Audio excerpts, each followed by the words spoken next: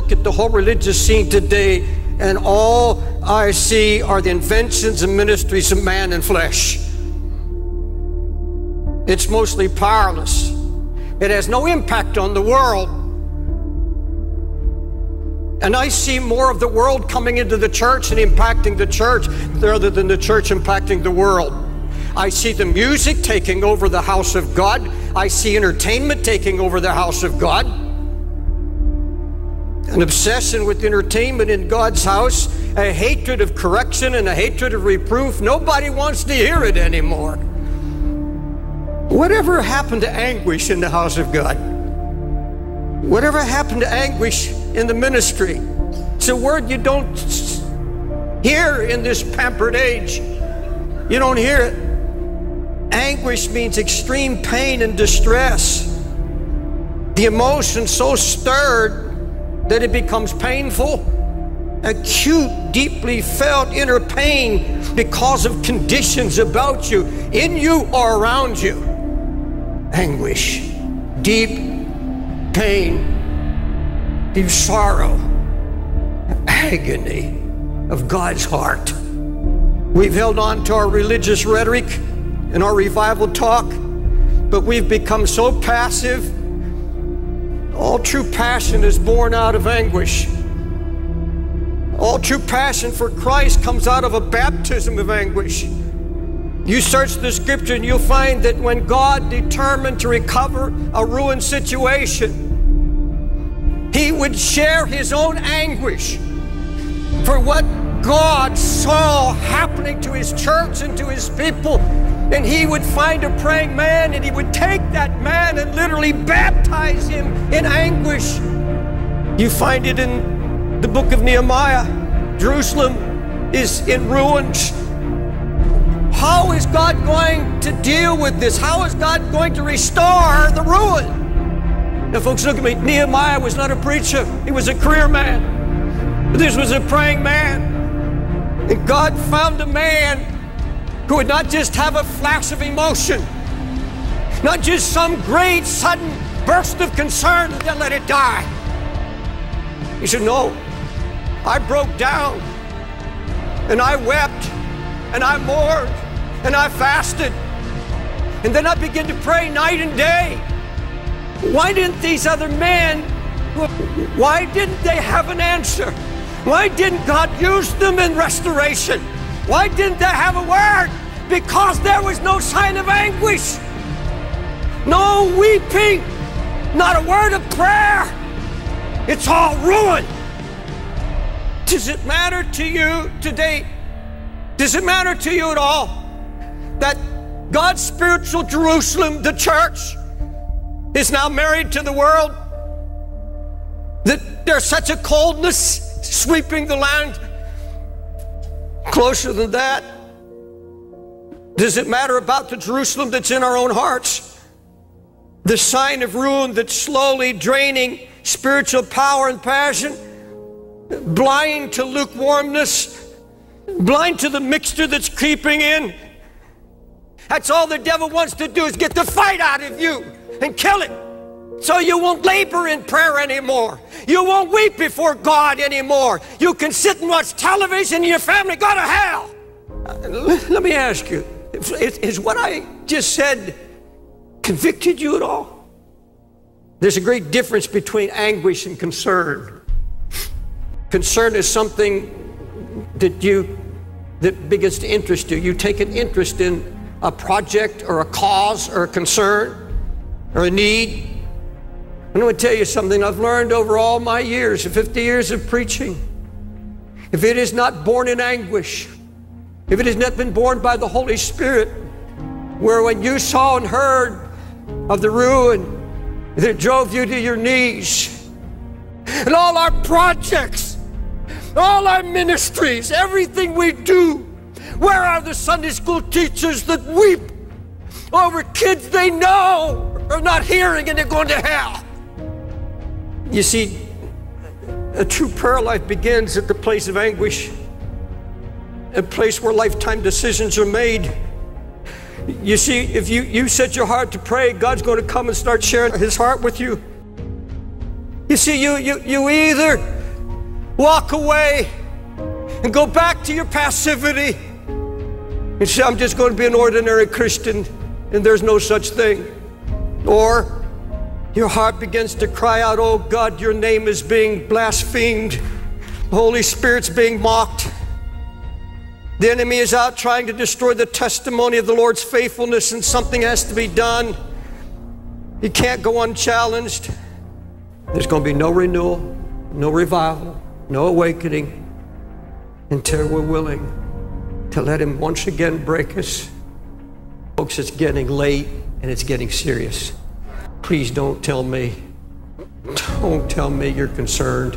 Don't tell me that you want your unsaved loved one saved when you're spending hours in front of internet or television. Come on. Lord, there's some need to get this altar and confess, I am not what I was. I am not where I'm supposed to be. God, I don't have your heart or your burden. I wanted it easy. Just want to be happy. But Lord, true joy comes. True joy comes out of anguish. There's nothing of the flesh will give you joy. I don't care how much money, I don't care what kind of new house. There is absolutely nothing physical could give you joy. It's only what is accomplished by the Holy Spirit when you obey him and take on his heart. Build the walls around your family. Build the walls around your own heart. Make you strong and impregnable against the enemy.